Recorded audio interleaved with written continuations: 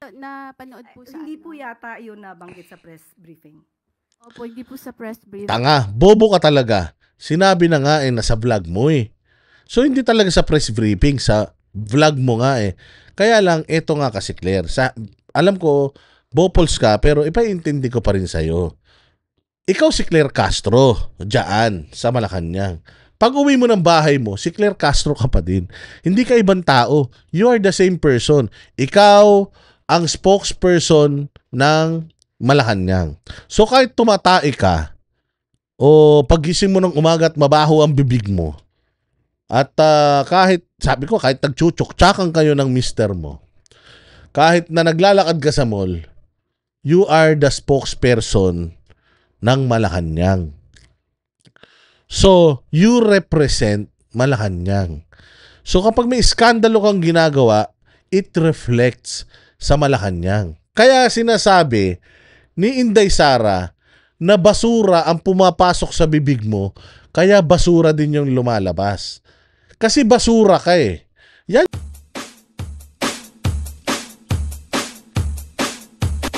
Dancing with the beat with DJ Glenn on the mix. Marcos Bangag, Marcos Bangag, Marcos Bangag, Bangag, Marcos Yon. Marcos Bangag, Ayon. Bangag, Ayon. Bangag, Bangag, Magandang araw.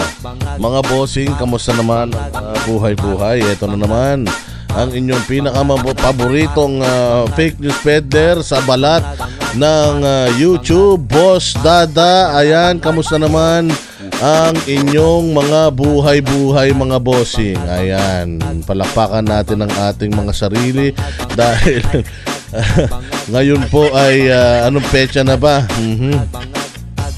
Ayan, magandang araw po sa inyo lahat. Ito na naman po ang inyong Boss Dada. Tayo na naman po ay magpapasakit ng ulo at tayo balun-balunan, kasukasuan ng lahat ng mga kawatan, magnanakaw, demonyo, santanas, Judas, Barabas, Hestas, mga sinungaling, mambubudol, adik, bangag, mga manloloko, oo, mga magaling lamang sa pangako, pero puros mga demonyo. Ayan, with yours truly, Boss Dada TV. Another day, another uratan session at napakainit ng mga sagutan ng bawat kampo nitong mga nakaraang araw, pero nalalapit na po mga bossing, nalalapit na po ang ating eleksyon at gusto ko lang pong ipakita sa inyo itong ating mga kandidato, ha.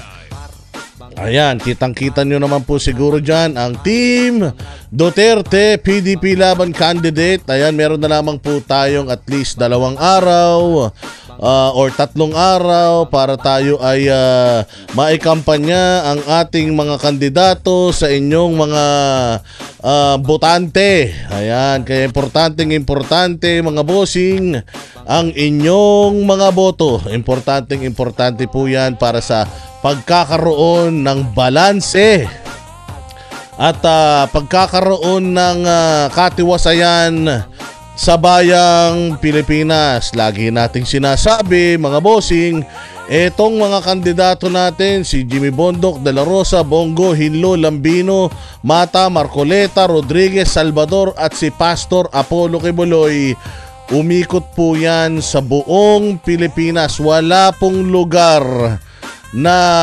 pinalagpas ang mga yan. Tayo lang sa history ng kampanyahan, tayo lang ang Pastor Apollo for Senator movement na nakipagsanib sa PDP. Tayo lang po ang nag-conduct ng simultaneous na rallies sa buong Pilipinas. Halos araw-araw simula noong inaugurasyon, halos araw-araw umiikot ang Pastor Apollo C. Kibuloy for Senator movement sa mga maliliit na barangay mula Luzon, Visayas at Mindanao. Sila lang po ang gumawa niyan. Simultaneous, ibig sabihin, minsan 5, minsan 10, minsan 20 na sabay-sabay na naglulunsad ng campaign rally. Ngayon lang po nangyari yan at naging posible yan dahil sa napakahusay na leadership ni Pastor Apollo Kibuloy. Aminado naman po ang PDP na mahihirapan sila na iparating sa buong Pilipinas at ipadala itong mga kandidato nila sa buong Pilipinas.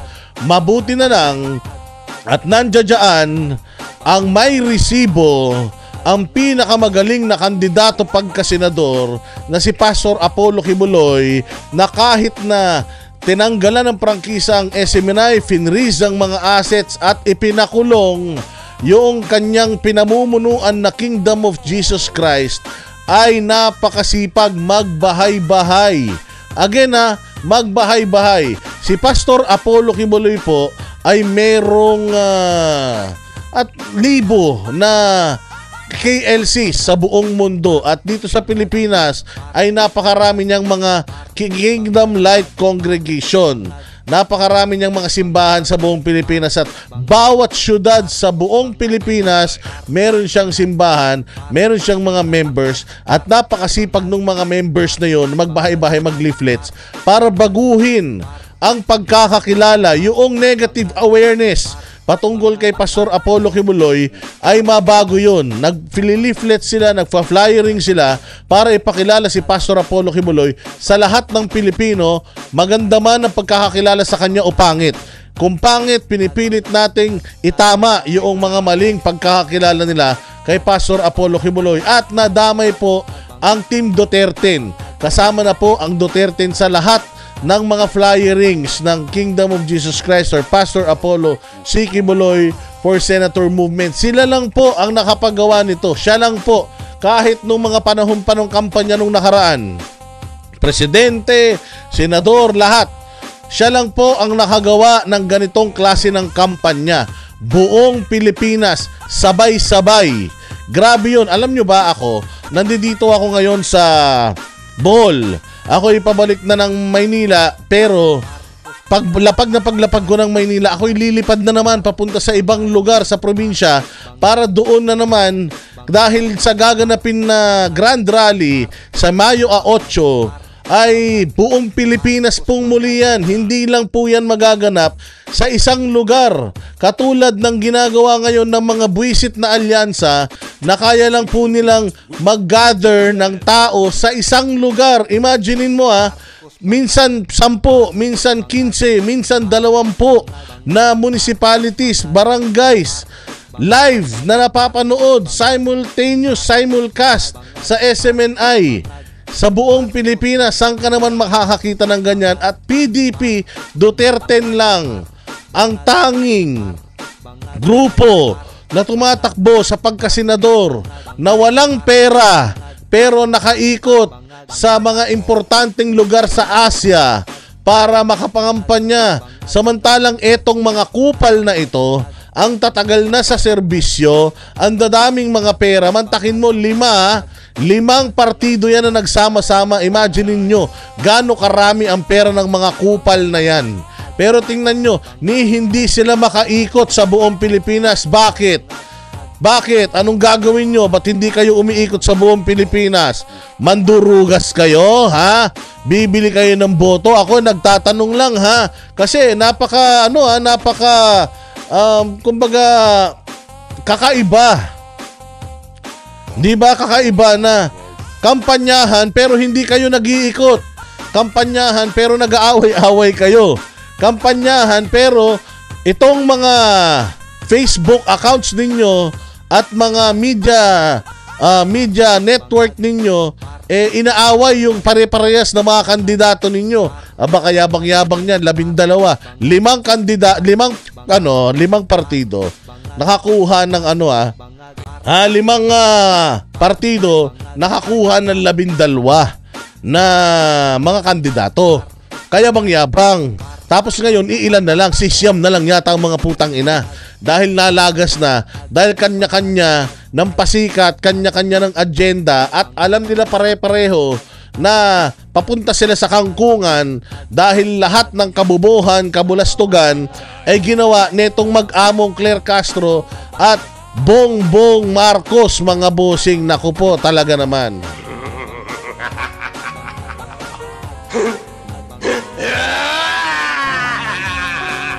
Oh, ayan na nga. Diyos ko po, tawang-tawa si Romy Diaz sa kanilang dalawa. Oo, kaya sabi ko nga etong 10 ito nakaikot. Ibig sabihin, umikot itong 10 ito. Importante kayo dito sa 10 ito. At itong 10 ito, nalaman nila bawat maliliit na barangay kung ano-ano ang mga hinaing problema. Nagkaroon tayo ng mga sangkatutak na town hall meeting. Ibig sabihin, hindi lang yun basta kampanya. Tayo lang ang gumawa nun town hall meeting style na kampanya. Magbibigay tayo ng plataforma, tapos kakausapin natin sila and magtatanong sila sa atin. Yung mismong mga Pilipino magtatanong sa mga kandidato at sasagot yung mga kandidato kung ano ang magagawa nila sa bawat suliranin ng bawat mamamayan, kada barangay na pinupuntahan nila. Saan ka makakakita ng ganyan?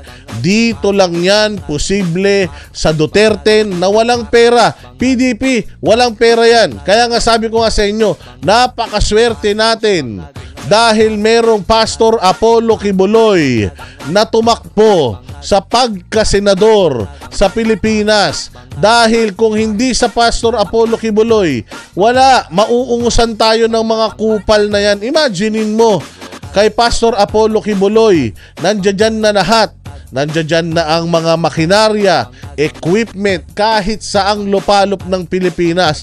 May stage, may LED screen o LED backdrop at merong mga sound system, may mga pailaw, buong Pilipinas. Meron pa silang live coverage. Saan ka naman live coverage. Ibang klase yan, mga bossing. Talagang tayo lang ang nakagawa niyan. Duterte lang.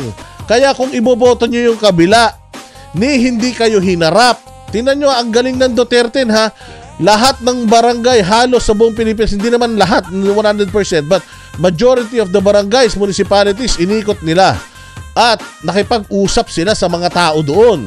Nag-press con sila sa bawat lugar na pupuntahan nila, malaki o maliit na syudad. Inalam kung ano yung problema doon. Imaginin ninyo, ganyan ang ginawa ng Duterte. Yung kabila, anong ginawa? Nagsiraan sila sa sarili, puro sila politika, puro sila batikos ng batikos. Pero umikot ba sila? Pumunta ba sila sa mga barangay nyo? Hindi. Bakit? Hindi kayo importante sa kanila. Gusto ng mga yan, shortcut. Gusto ng mga yan, magbabayad na lang ng mga botante, ng mga gobernador para mag-deliver sa kanila ng mga boto. Ganun lang ang gagawin ng mga yan para manalo. Tapos, magugulat ka sa mga surveys sa social media. Hindi nangangampanya tapos pumapasok sila lahat. Saan ka makakita ng ganyan, di ba? Talagang mind conditioning bullshit talaga yang mga mainstream media, lalong-lalo na etong mga hinayupak na mga survey firms na ito. Kaya ang totoong survey ay sa Mayo 12. Ipakita natin sa kanila milya-milya ang layo ng Duterte sa mga kandidato nila at mababalagoong ang mga punyeta. Yang mga buwisit na yan ay talaga namang mauulol yan. Pag wala sa kapangyarihan ang mga yan, parang mga baliw yan, mga bossing. Kaya nga sabi ko nga sa inyo ako, wala akong pakialam kahit ako'y magkasakit, sipunin, ubuhin. Ngayon po, talagang mababa na ang immune system natin dahil sagad-sagad na tayo sa biyahe, sagad-sagad na tayo sa pangangampanya, pero walang hihinto. Hindi pwedeng huminto, mga bossing Ang mga kawatan sa bayang Pilipinas, hindi humihinto yan. Kaya dapat tayo, mga Pilipino, hindi rin tayo hihinto sa pagmamatsyag. Kaming mga banateros, hindi kami hihinto hanggat may oras para makapangumbinse na ayusin natin ang bayang Pilipinas. Kaya eto na ang pagkakataon natin. Ito yung pagkakataon na ikaw, yung kapitbahay mong bilyonaryo, yung napakaraming relos na congressman, senador, presidente, kung ilang bilang ang boto nila, ganun din ang bilang ng boto nyo. Isa. Okay? So make it count. Iboto natin etong Duterte. Una, para hindi ma-impeach si VP Sara. Pangalawa, para maayos, bumango, luminis ang bayang Pilipinas. Okay, pangatlo, para magkaroon ng magandang kinabukasan ang ating mga anak. Pang-apat, masolusyonan yung korupsyon, mabitay yung mga kawatan, at matakot naman yung mga kriminal. And so on and so forth. Magkaroon tayo ng mas magandang healthcare. Magkaroon tayo ng peace and order. Magkaroon tayo ng magandang build project. Maituloy ang magagandang nasimulan ni Pangulong Duterte, yung mga plataforma ni Pastor para matuloy yung pension plan para sa mga OFW. Yun pong mga pagdudugtong-dugtongin ng isla ng Pilipinas. Yan po. At itataas po natin ang antas ng edukasyon, ng medisina, libreng pabahay, libreng edukasyon, libreng medical assistance, libreng legal assistance. Lahat deserve ng mga Pilipino. Kaya kailangan nating iboto itong 10 ito. Turismo, yayabungin lahat yan. Si Pastor Apollo Kibuloy, merong Glory Mountain, Prayer Mountain at Kingdom. Gamit lamang ang pera nila, wala pa pong pera ng gobyerno yan. Bigyan natin ng kapangyarihan si Pastor Kibuloy at ang 10 ito. Sigurado ako kung ano yung natatamasa ng mga taga KOJC na karangyaan, na kaalwanan ng buhay, yan din po ang mararanasan nating mga Pilipino. Abot kamay na yan sa darating na Mayo. Sa darating na Mayo, mga bossing, Mayo 12, kayong mga OFW, bumoto na kayo. Darating na Mayo 11, 12, pala, lumista kayo ng mga pangalan. Unahin natin, tantosan, Pastor Apollo Kibuloy, para sa akin magandang kinabukasan ng bayang Pilipinas. Palakpakan natin ang ating mga sarili, mga bossing. At ayun, ako po, pasensya na dahil tayo'y medyo inuubo-ubo, mga tropa pits, mga kababayan. Pero just bear with me. Ano ba ang ating mga pag-uusapan? Ako po, mainit po itong mga sagutan, kaliwat kanan, netong ating Vice Presidente at ng tagapagsalita, ang tagapagsinungaling ng ating administrasyon na si Claire Castro. Nako po, kumakailan lang po ay kumakalat yung balita na si Claire Castro nga daw po ay may pinapakalat na fake news. At ito nga po yung fake news na pinapakalat niya, mga bossing, yung tawag din yung pinangako daw ni Pangulong Duterte na 7 kilo na presyo ng bigas. Naitabi ko ba yung video na yon?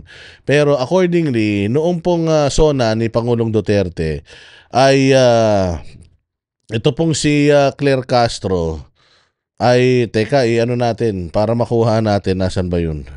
Tama ba? Hindi yan yun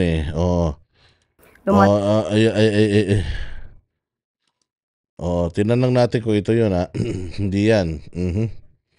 Iano natin, i-share natin yung video na yun. Wait lang. Ayan, at ito nga po yung video na yun. Panoorin lang natin mabilis. Although, alam ko naman na napanood nyo na ito. Pero panoorin lang natin ng mabilis ito, and then yung sequence ng mga sagutan, pakinggan natin at reaksyonan natin. So ito, ang problema rito, kasi itong ating magaling na tagapagsinungaling ng Malacanang ay hindi niya pa rin mabitawan yung kanyang pagva-vlog. Kasi dapat kapag ka ikaw ay pinusweldohan na ng taong, sugapa kasi sa kita itong putang ina nito Sa sobrang kasugapaan sa kita nito, nasa gobyerno na siya, pinalalamon na siya ng taong bayan, pinapasweldo na siya ng buwis natin, pero hindi pa rin siya kontento doon. Kailangan yung kanyang YouTube channel na napakalaki ng kinikita para manira lang ng kapwa at magpakalat ng peking balita, abogado pa man din, ay kailangan niya pa rin buhayin. Alam ko talaga kasi bawal ito. Kapag ikaw nasa gobyerno na, dapat nagda-divest ka na sa mga ginagawa mo na merong conflict of interest. Bakit ko sasabihin na may conflict of interest? Imagine, tagapagsalita ka ng presidente. Tapos nagpo-propaganda ka pa sa YouTube channel mo. Ano ibig sabihin nun? Doble-doble, hindi ba? So, doble ang propagandang ginagawa mo. Isa, bayad ka ng tao. Pangalawa, nagbibigay ka ng opinion mo. Ngayon, ang problema kasi, issue ng bayan, yung dinidiscuss mo dito sa iyong vlog. Issue din ng bayan yung dinidiscuss mo doon sa Malacanang. Dapat mamili ka na lang kasi ano ba talaga ang gusto mo? Maging vlogger o maging tagapagsalita ng Malacanang? Mamili ka lang ng isa. Kailangan undivided yung yung iyong trabaho. Kailangan nakafocus ka doon sa trabahong ginagawa ng amo mo, kaya wala kang maibalitang maganda. Kasi ang ginagawa mo na lang, umi-iskandalo ka dyan sa Malacanang para meron ka ring mai-content, para meron kang for the views. Hindi naman tama na pinapasahod ka na ng taong bayan, tapos nakikinabang ka pa sa iba pang mga negosyo mo, which is yung pag-vlog mo. Dapat humihinto na tayo dyan. Hindi ba galit na galit kayo ni Libayan noong siya'y naging senador? Tapos tuloy-tuloy pa rin ang Raffy Tulfo in action. Di ba gigil na gigil kayo ng kaibigan mong si Libayan na ngayon hindi mo nakabati dahil mas bobo ka pala sa kanya? Di ba? Sabi nyo, nagra-Raffy Tulfo in action pa siya, senador na siya. So, conflict of interest yun. O anong tawag? Diyan sa ginagawa mo na nagva-vlog ka na at the same time, nagsasalita ka pa sa Malacanang. So, ngayon, meron ka ritong ginagawang kagaguhan na hindi mo kayang gawin. Ganito kasi ang problema. Hindi mo kayang gawin itong mga kabubuhan mong vlog diyan sa Malacanang, kaya kahit mali, dito ka magpo-propaganda. Ang issue natin, 20 pesos na kilo ng bigas. Ang tanong, sustainable ba? Oo o hindi, yun lang naman yan. Hindi po nga sustainable dahil lugi ang gobyerno, nagsasubsidize ang gobyerno, meaning kada kilo ng bigas, merong nalulugi sa gobyerno na pera na dapat napupunta sa ibang mga proyekto ng amo mo, pero siguro dahil hindi alam talaga ng amo mo saan dadalhin yung pera bukod sa bulsa nila, kaya wala kayong proyekto na maisip para sa mga pera na hawak nyo kasi ang dami niyong perang hawak. You have the budget of the Philippines plus yung mga utang ninyo. Imaginein mo, doble yung budget for 2025.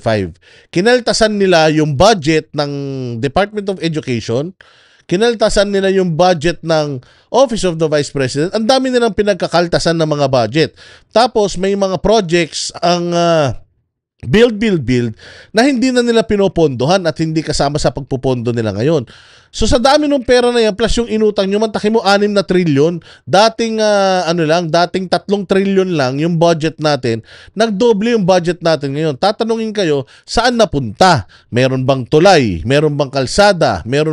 May bago bang nangyayari na gaganap sa Pilipinas na masasabi natin na talagang nakakatulong sa buhay natin mga Pilipino? Wala, kahit gaano kadami yung perang utangin nyo. Kahit gaano kadami, yung perang hawak ninyo, hindi nyo alam kung saan nyo dadalhin yung pera na yan. Bakit? Kasi nga, pulpul kayo pare-pareho. Hindi nyo pinagplanuhan yung pagiging presidente ninyo. Hindi nyo talaga alam kung saang direksyon dadalhin itong bayan natin. Noong panahon kasi ni Pangulong Duterte, ang direksyon na gusto niyang puntahan, puros pataas. Gusto niya maubos corruption, magbayad ng buwis yung mga oligarko, yung mga malalaking kumpanya na mga hindi nagbabayad ng buwis, siningil niya lahat yan. Build, yung mga hindi natapos ng mga tulay, pinagtatapos niya. Di ba?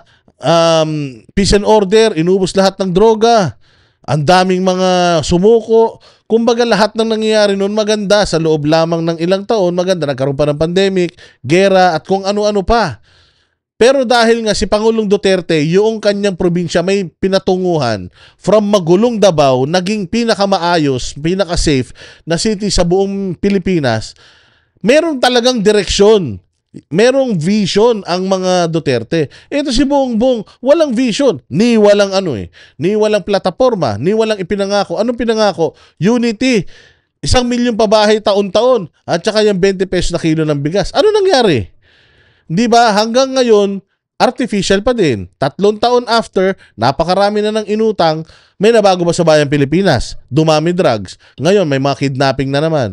Tapos, kamakailan lang, may hinold up na naman na bangko. Yan yung mga bagay na wala noong panahon ni Pangulong Duterte na meron na naman ngayon. Tapos sasabihin nyo, napakahusay na presidente. So eto, 20 pesos na kilo ng bigas, ipinangako yan na hindi kayang tupatin. Even the Department of Agriculture before said hindi nila kaya. Even itong si Secretary Salceda, sinabi niya hindi kaya. Even if mag-angkat tayo, kailangan mong tanggalan ng buwis para maabot yung bigas, para lang maabot mo yung 20 pesos na kilo. Kasi dito sa Pilipinas, negative talaga. Sa abono pa lang sa patubig pa lang at kung ano-anong gastusin, lubog na sa utang yung mga magsasakay. So, hindi natin, even the farmers know, hindi talaga yan posible. So, ngayon, ginagawa nyo ng dahil eleksyon, yan, 20 pesos para lang makakuha kayo ng simpatya na sinutupad yung mga pangako. Pero hindi yun ang issue dito. Ang issue dito is sustainable ba? Normal ba? Or natural ba yung pagiging 20 pesos na kilo ng bigas? Hindi. Tinupad nyo lang yung pangako dahil ipinangako nyo. Pero binubudol nyo yung tao into what? Gisahin sila sa sariling mantika. Yung pera ng taong bayan na binabayad natin sa bigas, ibinibenta rin natin sa taong bayan sa doble lugi ng mga Pilipino dahil dyan sa 20 pesos na kilo ng bigas. At alam mo rin mismo, si Claire Castro mismo, alam niya na itong katarantaduhang 20 pesos na kilo ng bigas na to ay kailangan niyang ipagtanggol. Pero wala siyang mahanap na dahilan para maipagtanggol. Kaya gagawa siya ng fake news. Gagawa siya ng fake news sa kanyang vlog. Tingnan mo gagawa siya ng fake news sa kanyang vlog para titingnan niya kung ano reaksyon ng tao. Tatanggapin ba ng tao o hindi. Tapos magsasalita siya sa harap ng media. Tapos pag tinanong mo, nga. O hindi ba? Tinan mo, anong ginawa niya rito sa 20 pesos na kilo ng bigas? Instead, sabihin sa taong bayan, there's nothing to worry about. Okay, itong 20 pesos na kilo ng bigas na to. Hindi tayo nalulugi dito, and so on and so forth. Hindi, naghahanap siya ng kabubuhan sa mga Duterte na katulad ng kabubuhan na ginawa ng amo niya. Akala nitong punyetang ito, hindi tayo matalino. Siya lang naman ang bobo. Hindi ko alam kung bobo siya o nagbobo-bobobohan. Pero, binabali niya yung salita ni Pangulong Duterte dito, chinachap-chap niya. Oo, kasi maganda yung sinabi ni Pangulong Duterte dito Pero, chinap-chap nitong tarantada dahil tanga yung mga nakikinig sa kanila, mga zombie yung mga nakikinig sa kanila, akala niya, maloloko niya taong bayan. So eto, pakinggan natin yung kanyang Comprehension 101. Yung Comprehension 101 ni Claire Castro. Panoorin natin panoorin natin yung Comprehension 101. Sige, tingnan natin mga kaklira. Tignan natin. Pakita ko na to. Sige Uy, pucho, parang talagang parang suspense na suspense talaga yan, madam talagang yan medyo parang ang tagal mong hinanap sa baul yan kung sino man ang nagbigay nito sa'yo na mga vlogger ni Bongbong na mga tanga. At pinaniwala ka naman, puta, napaka-bopols mo talaga. Imaginein mo, abogado ka. Binigyan ka ng ganitong materyales puertes. Tapos, yung twist mo, tanga na huling-huli sa akto. Sige. Ang ako, 20 pesos. Ito, ano kaya ito? Okay. Ito dati ang sinabi, mga kaklir. Sige. Ay, sorry. in importing rice to a tariff system with Ayan na, chinap-chap. It was a long explanation. Chinap-chap, doon na kinuha. Putol na. Tingnan mo ginagawa mo, Claire Castro. Luka-luka ka eh. Dapat kapag magpapakita ka ng ebidensya, kung abogado ka talaga, dapat pag magpapakita ka ng ebidensya, kumpleto. Hindi chap-chap, walang hiya. Chap-chap na itong pinakita mo, palpak ka pa rin. rice can be imported monetarily. This will give us additional resources for our farmers, reduce the price of rice by up to Reduce by up to, Reduce by up to 7 pesos per kilo, Reduce by up to 7 pesos per kilo. Pinag-usapan kasi ngayon dito, magkano yung current na presyo ng bigas. Ngayon, with the rice tariffication law, it will reduce the price from the current price. It will be reduced ng up to 7 pesos. Up to 7 pesos per kilo. Ibig sabihin, matatapyasan kung 40 pesos ang kilo ng bigas, matatapyasan ng hanggang 7 piso. So magiging 33 pesos na lang ang kilo ng bigas. Nakukuha mo? O, di ba? O, diretso natin. up to 7 pesos. Oh! Kaya mo ginawa yung batas, rice tariffication law to para yung gusto mong 7 pesos na kada kilo ay mangyari, 7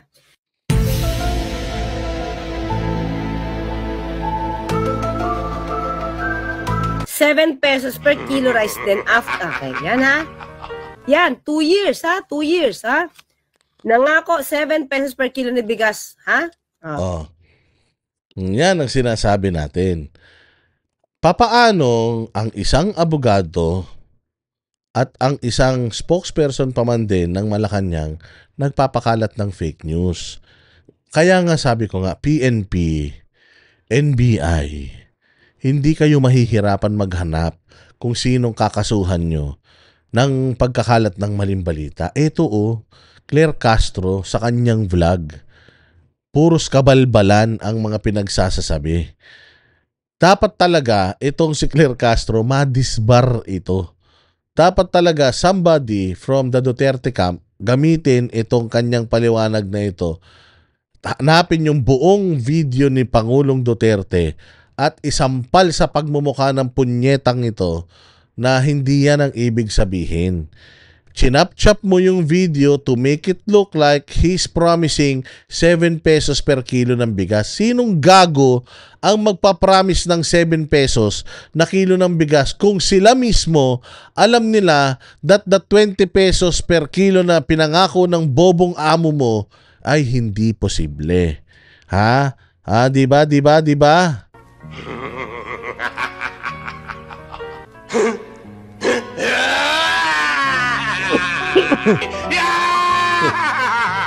Ayan, natatawa tuloy sa iyo si Romy Diaz so ngayon, ayan ang ginagawa ng ating spokesperson, mga kapatid. Ang ating spokesperson bilang sumusweldo ng pera ng taong bayan, instead magbigay ng tamang balita, magandang balita para sa sisiyan natin, ikapapanatag natin mga Pilipino, gagawa pa ng peking mga balita. Ngayon, gusto nyo pa na ipatawag kami sa Kongreso para pag-usapan yung peking balita, samantalang dito, hindi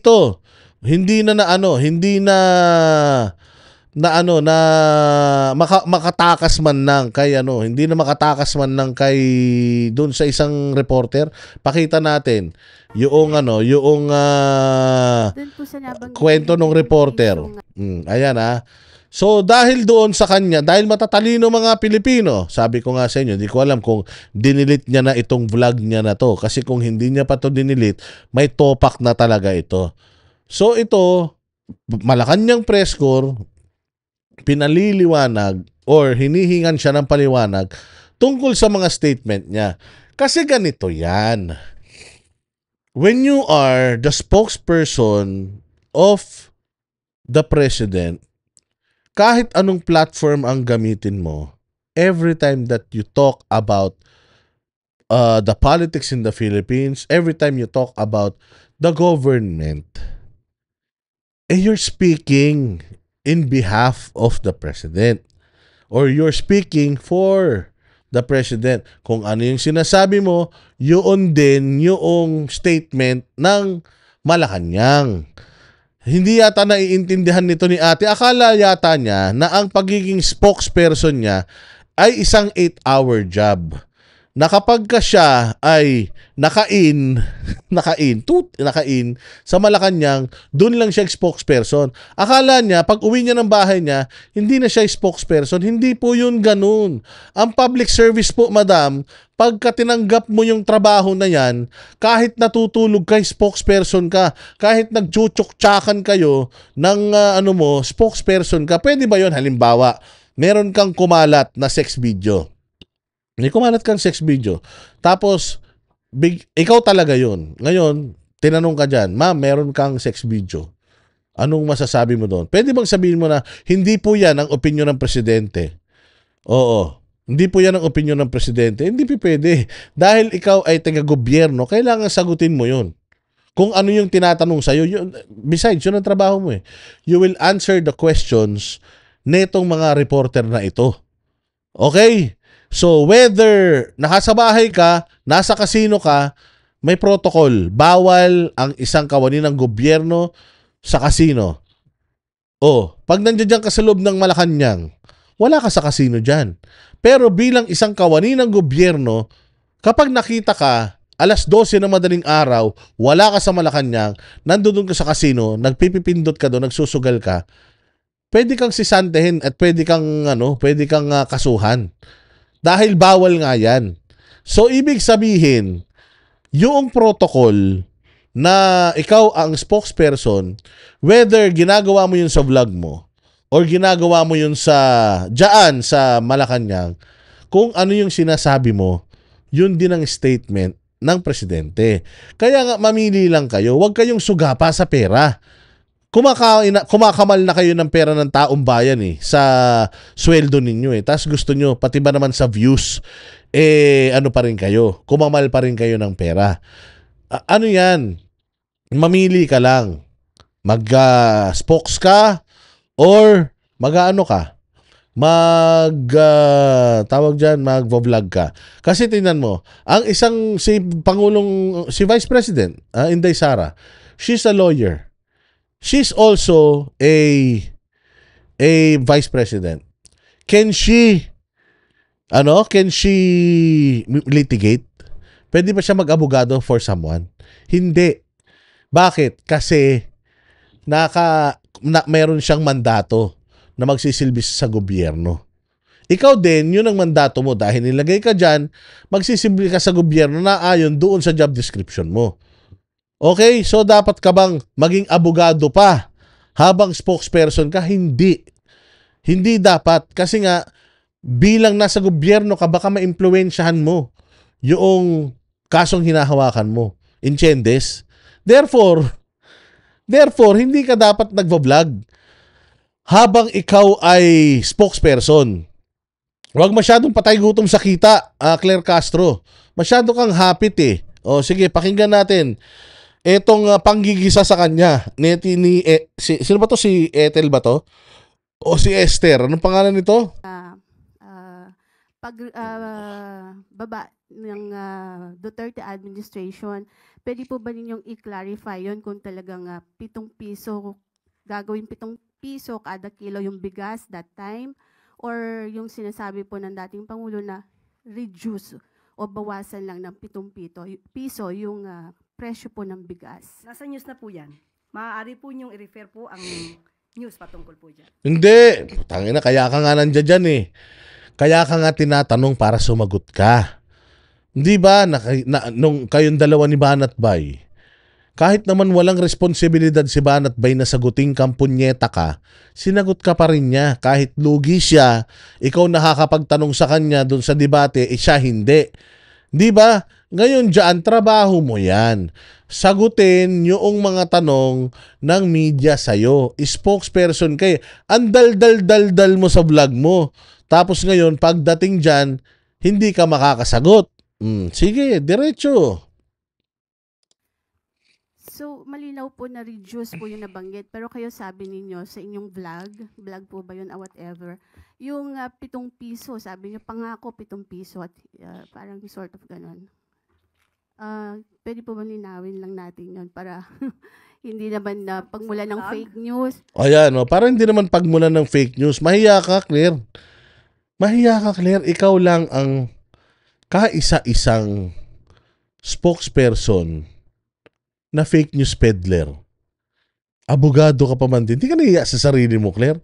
Alam mo kung ako, siguro kapamilya mo, kung mahihiya ako, nakapamilya kita, baka kasi Franz Castro, mahiya nakapamilya mo dahil lumalabas, mas mapurol pa utak mo kaysa kay Franz Castro Sa vlog po ba? So vlog po ba? Puta, sinungaling ka? Hindi mo alam kung saan?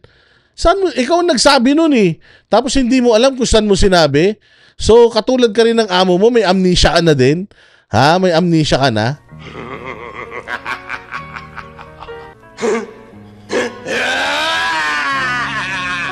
Walang iyak.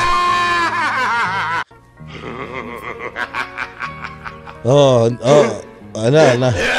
Ayan.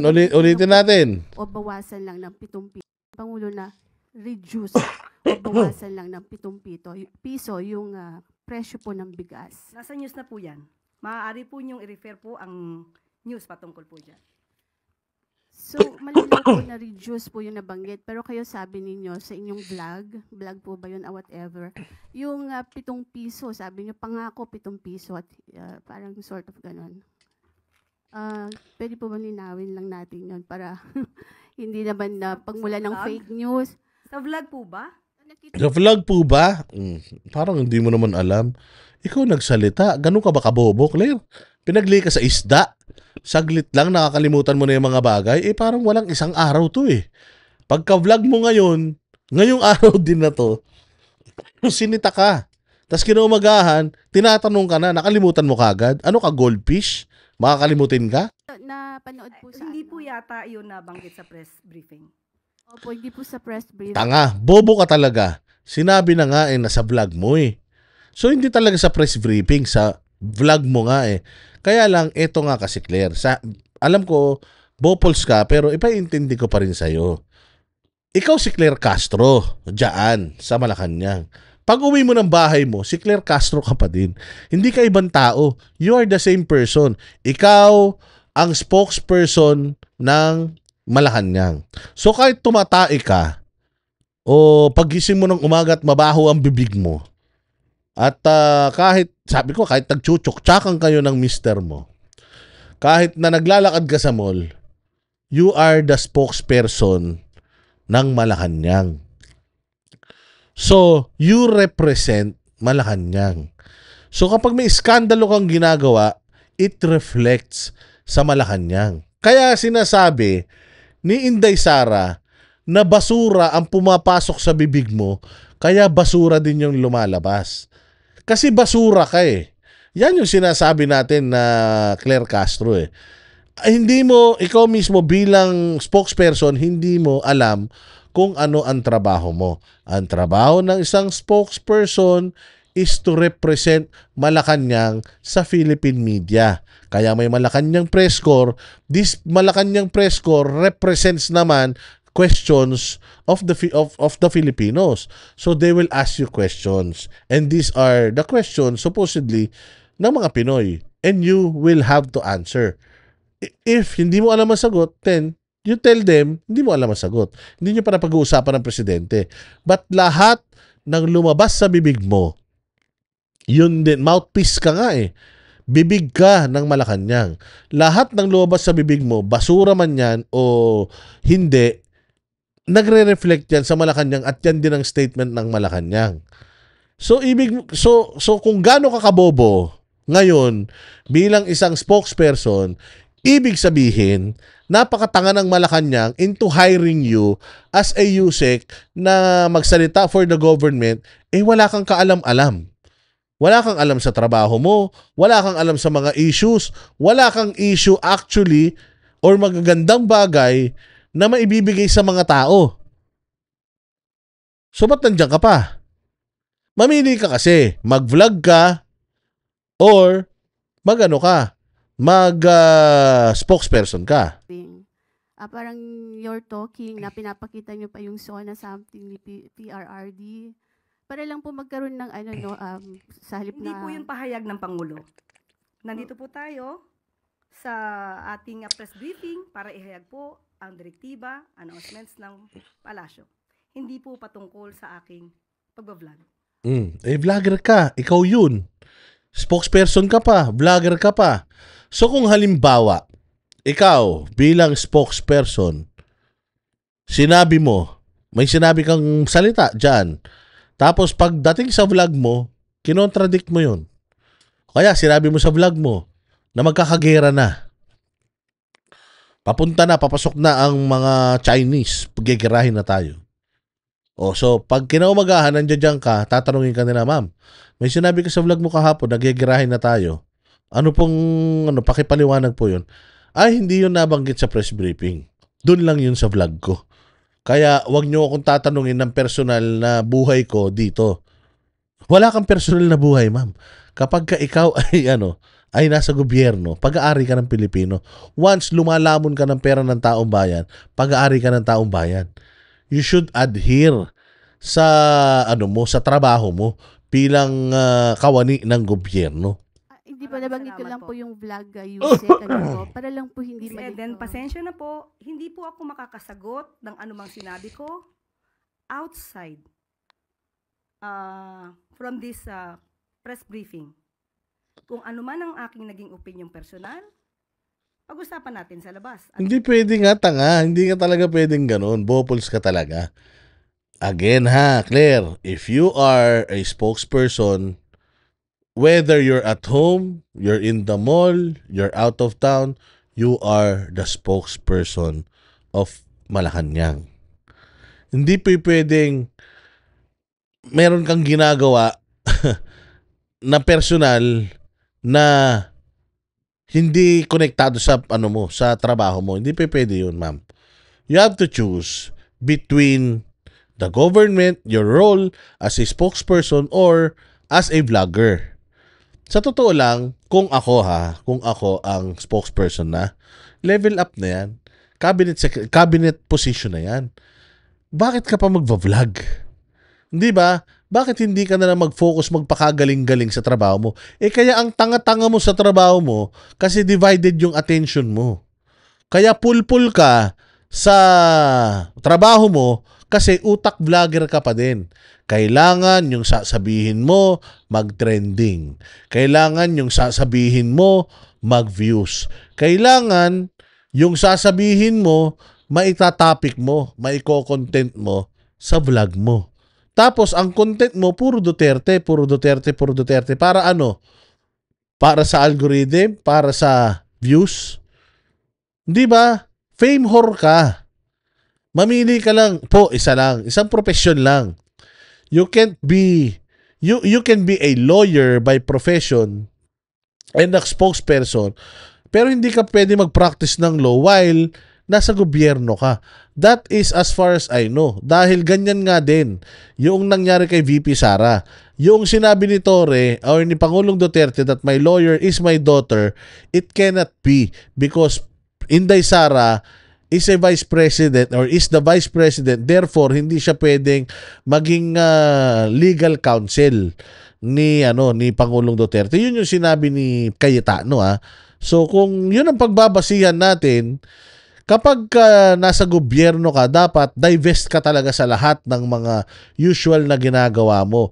Dapat yung iyong undivided attention focused sa trabaho mo para sa Pilipino. Why? Umaasa ang milyong-milyong Pilipino sa magandang balita manggagaling sa'yo. Tapos mas inuuna mo yung content mo kaysa sa trabaho mo. Abay, gaga ka pala talaga. Hindi dito po.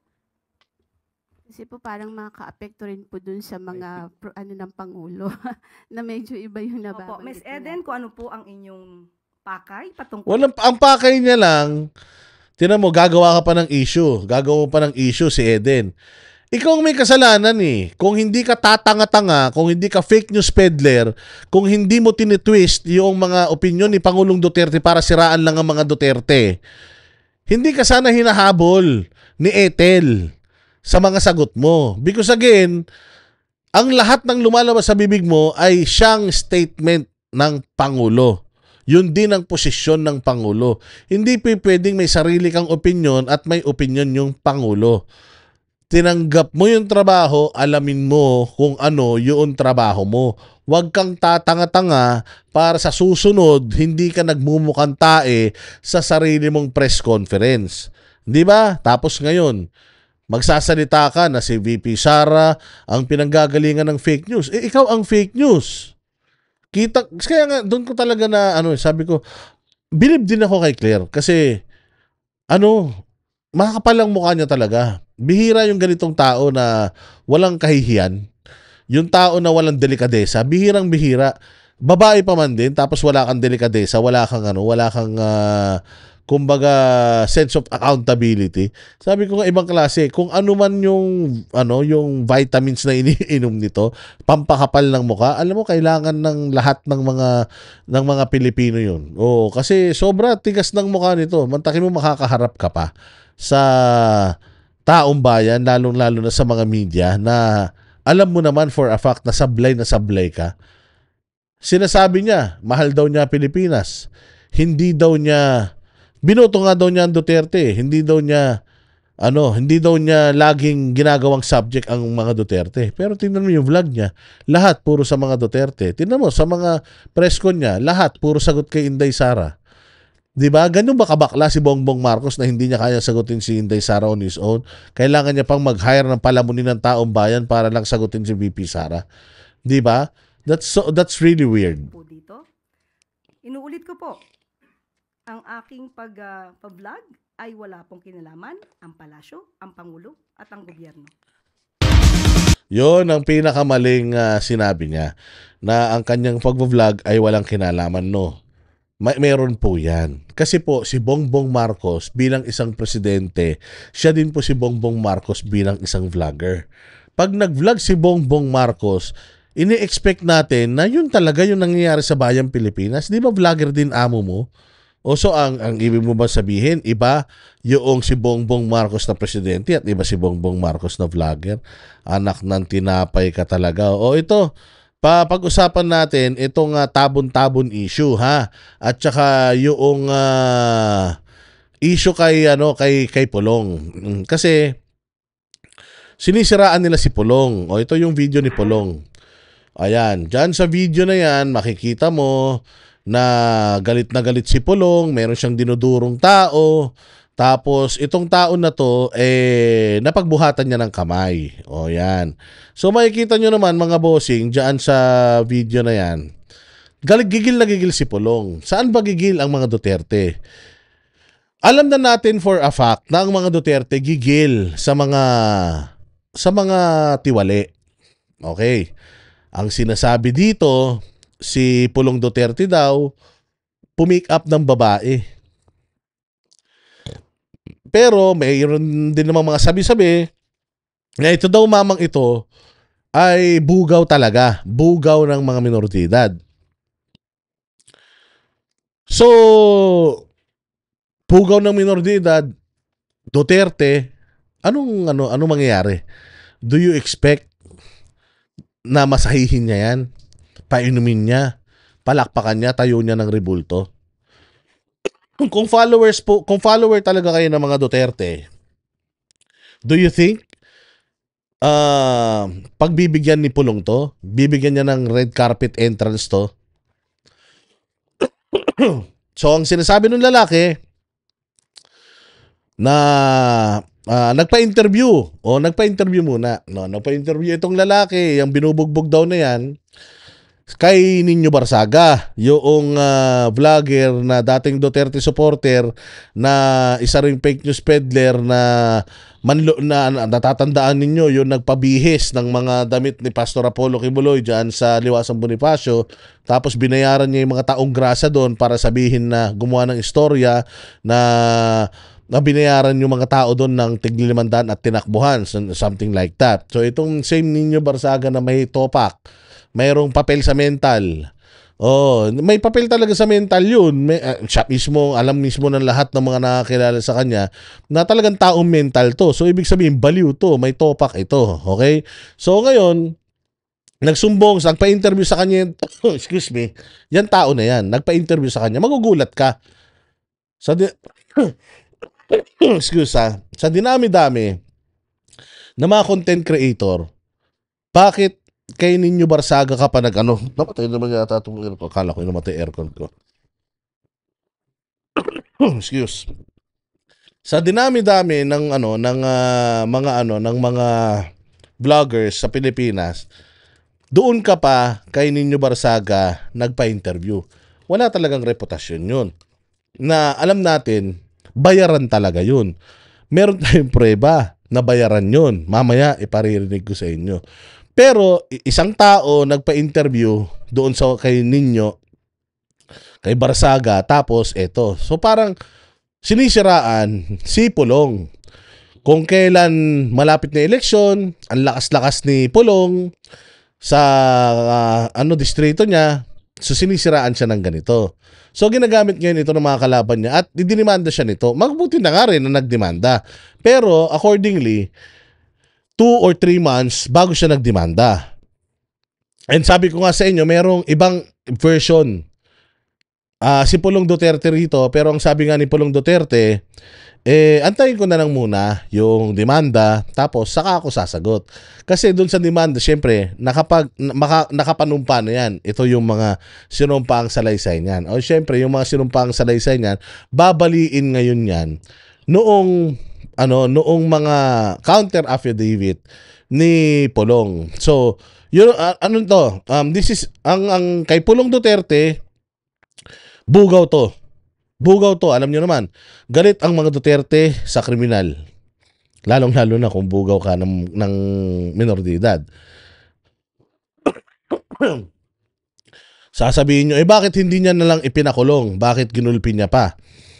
Ganyan kasi sila eh. Ganyan sila minahal ng tao at ganyan sila nakilala dyan sa Davao. Now, saan ba tumatakbo si Pulong?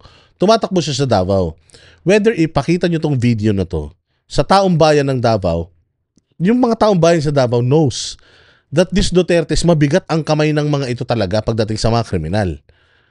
So, kung ang purpose nyo is sirain si Pulong dito para matalo siya sa mga Nograles, malabo. Kasi nga, the Davaoenos love the Dutertes.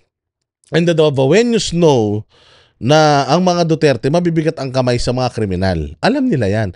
Kaya nga sabi ko nga sa inyo, it doesn't add up that Pastor Apollo Kibuloy is being charged with rape and human trafficking, na alam natin na ang mga Duterte is mabigat ang kamay nila sa mga rapist, drug lord, sa mga ganyang mga bugaw. Sabi ko nga, kung totoong rapist or abusado si Pastor Kibuloy, do you think buhay pa yan?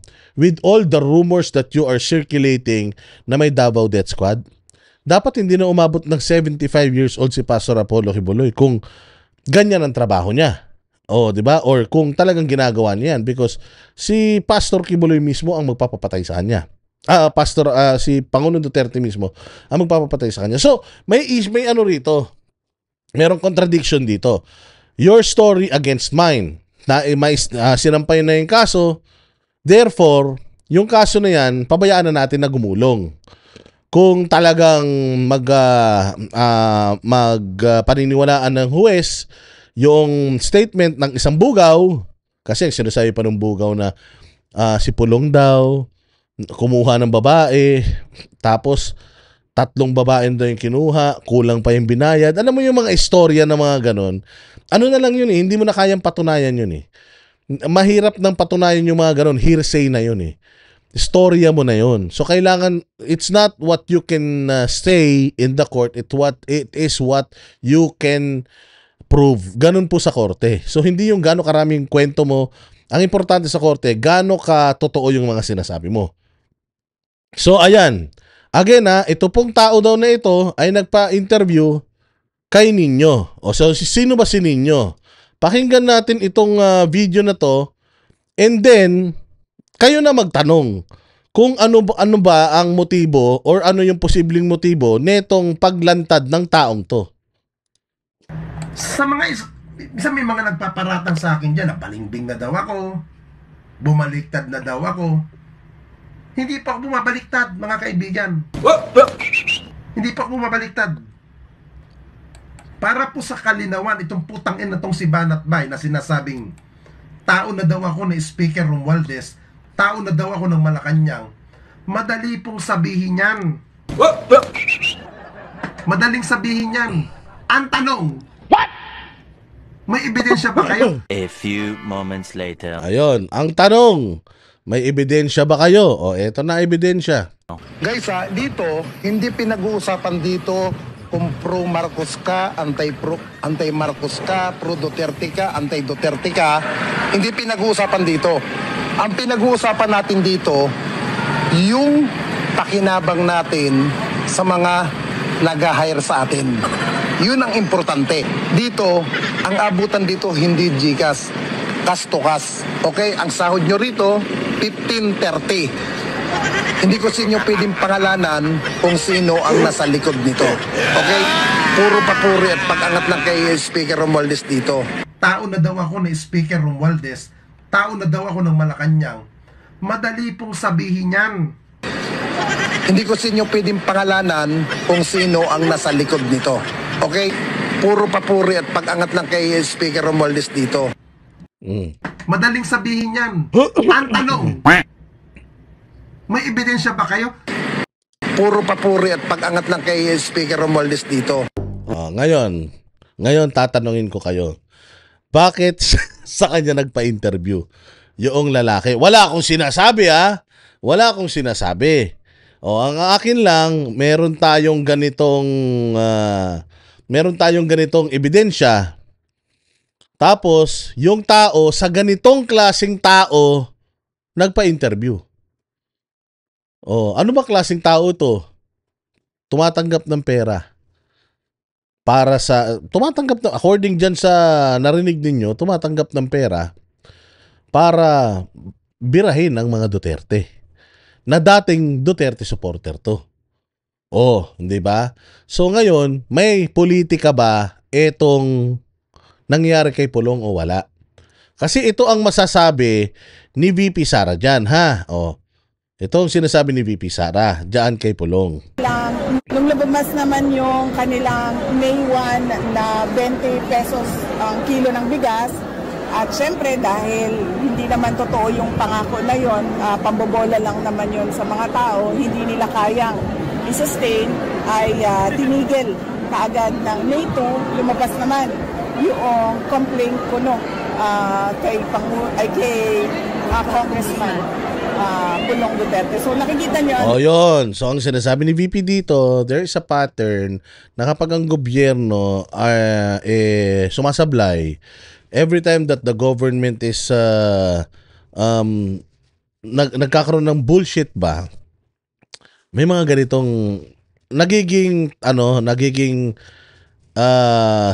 scapegoat nila ang mga Duterte. So nung pumalpak yung kanilang 20 pesos na kilo ng bigas, hindi nila masustain. According to VP Sara, biglang lumabas naman daw yung kay Pulong. Meron pa siyang ibang instances na sinasabi. Kaya nga, ang gusto ko lang sabihin sa inyo dito is, nung nakita ko yung report na itong taong ito, ako naman, mali yung panggugulpe. Okay? Hindi mo pwedeng i-justify yun. Yung panggugulpi mo sa isang tao, lalo na kung lingkod bayan ka. Kaya lang di ako hipokrito. Because if I will be in Pulong's position, I would do the same. Baka mas malala pa. Baka talagang magpiano ng ngipin nyo, magmumug ng ngipin sa akin yan. I mean, what I'm saying is, hindi ako righteous person para sabihin na mali ka dun, Pulong, may batas tayo. Hindi, kasi nga, the Dutertes, ito ang kanilang ito yung kanilang brand na, and minahal ito ng tao. Yung kamay na bakal, minahal ng tao. Maliman, unconventional, against human rights, pero ganito na talaga sila at ganito sila minahal ng tao. Kaya nga sabi ko magigain ba ng traction ito? The only thing na magagawa nila is to put Pulong in jail or disqualify Pulong para manalo si Migs Nograles. Yun lang naman yung nakikita natin pwede mangyari dito. But ang tanong is, dahil ba dito sa video na to mawawalan ng tiwala ang mga taga First District ng Davao kay Pulong Duterte? Hindi. Hindi, baka nga lalo pa silang mabilib eh. Bakit? Ang ginugulpi mo. Hindi naman pare. Hindi naman masamang tao yung ginugulpi mo.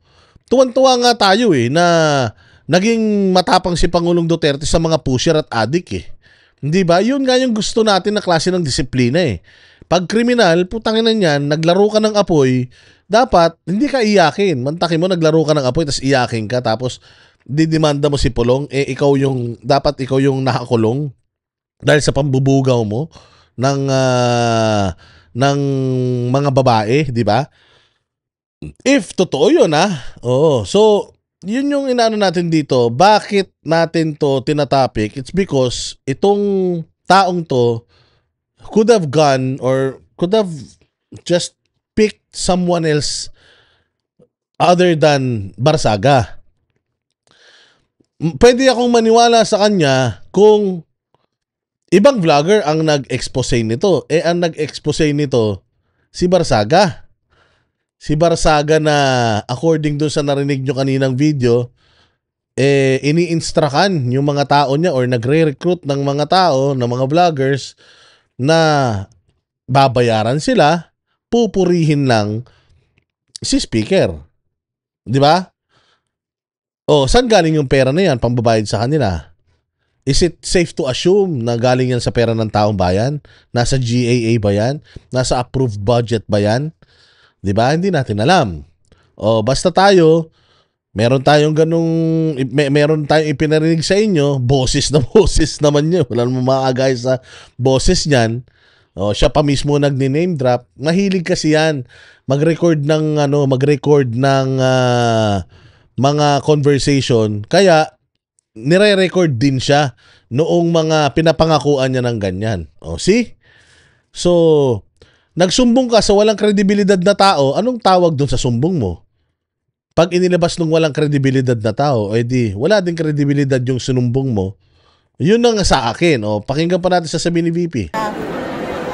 Basta merong nangyari na kanagawan ng administrasyon, ang ginagawa nila ay sinisila nila ang kanilang kalaban sa politika para matabunan yung totoong issue ng bayan.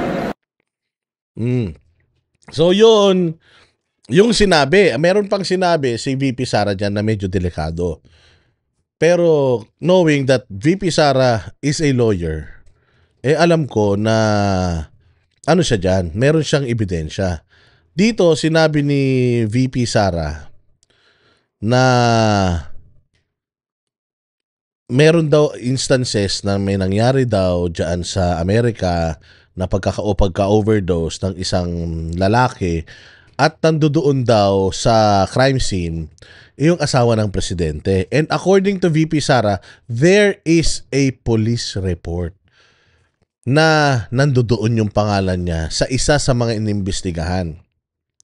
Ngayon, ang idinahilan ni Claire Castro is itong mga pagkakataon, mga panahon na to, nandito siya sa Pilipinas. Pero yung date ng police report na yon, wala siya sa Pilipinas, nandoon talaga siya noon.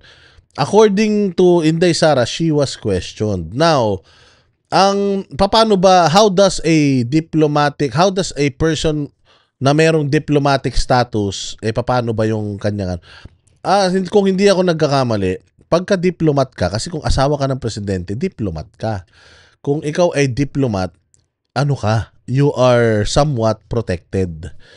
Kung kahit anong krimen ang magawa mo sa ibang bansa, pauuwiin ka lang noong bansa na yon sa bansa mo because diplomat ka. Kaya matatandaan ninyo, yung anak nung kapatid ni Freddy Aguilar, di ba yung tatay niya diplomat? Tapos, marami pang mga diplomat na parang kapag ka nagkakakaso sila dito, nakasagasa sila or may nagawa silang krimen, pinapauwi lang sila. Ganun daw katindi yung pagiging isang diplomat, yung status na yan. So talagang kung meron kang diplomatic status, kahit anong gawin mo sa ibang bansa, makakauwi ka talaga. So nandito ang asawa ng presidente ngayon. Ang question dito is, gaano katotoo yung sinabi ni VP Sara na when you were in the US at may nangyaring ganun, part ka or isa ka sa mga inimbestigahan? Yun lang naman ang sasagutin kasi. Pero knowing this family, hindi sila sasagot. Kaya nga sila mayroong Claire Castro na binabayaran para sumagot for them. Sabi ko nga sa inyo, mayroong issue ng pagdodroga ang presidente. Bukod sa hindi na nga nila sinasagot yun, hindi pa sila nagpapadrug test. Ito pa kaya na sa tingin nyo sasagot si sasagot si Lisa Marcos dito sa bagong patutsada ni Inday Sara. Again, sobrang delikado netong binitawan ni Inday Sarang salita na ito.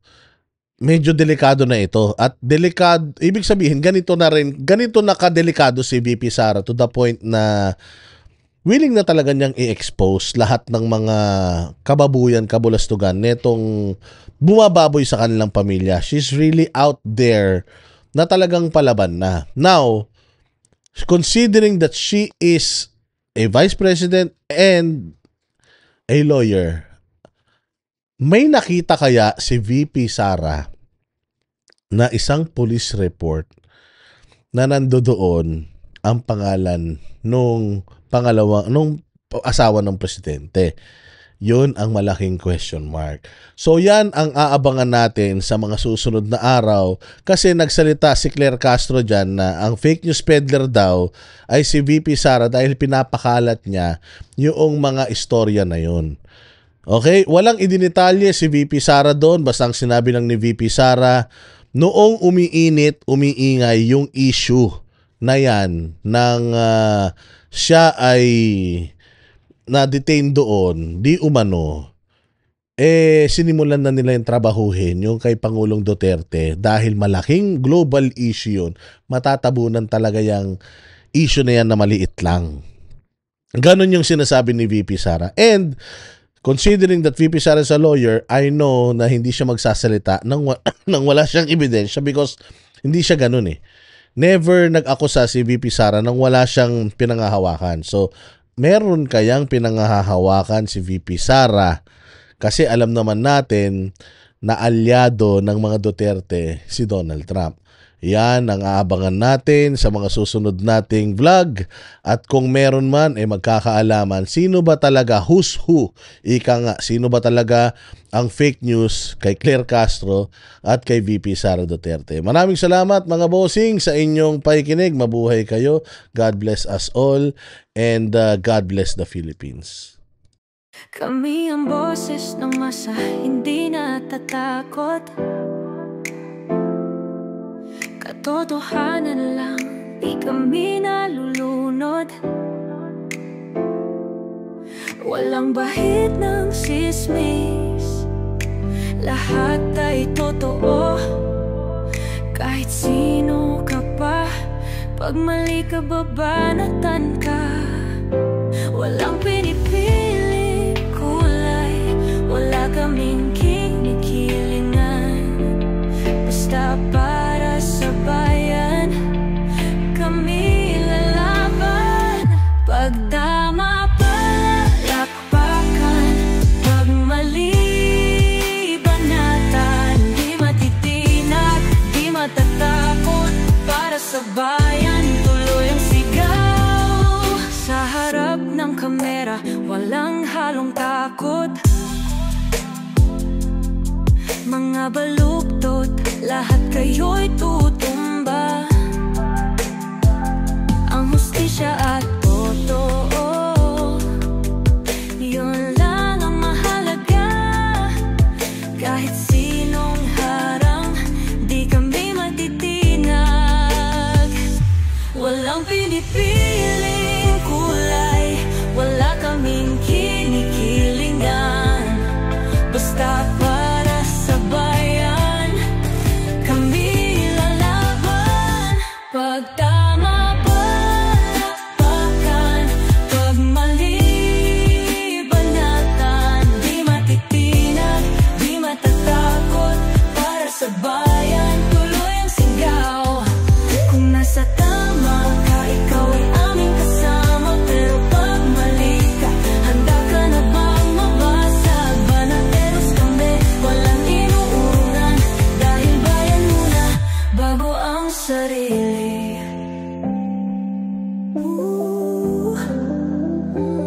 Bago ang sarili.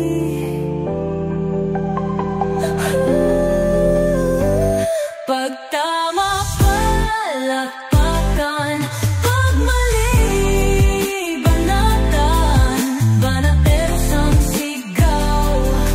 Katotohanan ang